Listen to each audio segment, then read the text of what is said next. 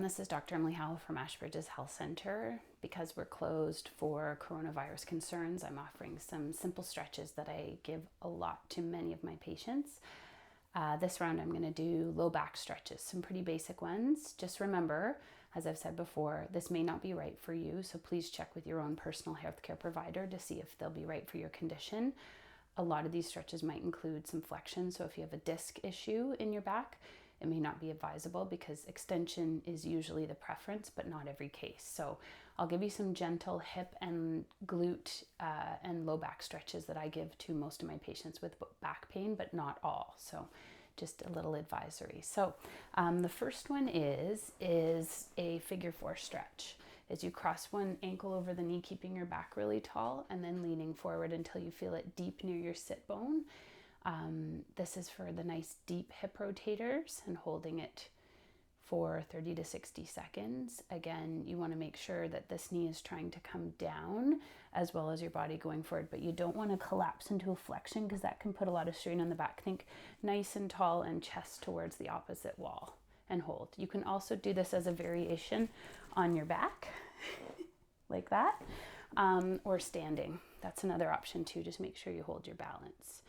Next one is a spinal twist version I really like. It's crossing the knee to the opposite shoulder. So sitting nice and tall again, other leg is out straight, and you're thinking this across here. Most people might not be this flexible, but just do your best to, you'll feel it sort of higher up in your glutes, more towards the low back. This is another version that helps to loosen those up as well. The last one is the standing lunge. So I'll do it this way. For your hip flexor is that I bend both knees, and you're going to feel it right in the groin there. I also like to contract the glute of the same side, because if the glute is contracted, that forces the hip flexor into relaxation, as well as a nice overarm stretch, because that'll get more of the iliacus portion of your iliopsoas. I'll do that again for a side view. Hopefully I'm not too close, but like this. And you're leaning away from that hip. And that's great after prolonged sitting, lying down, standing as well. It's a postural muscle. And sorry, the last one, I was incorrect.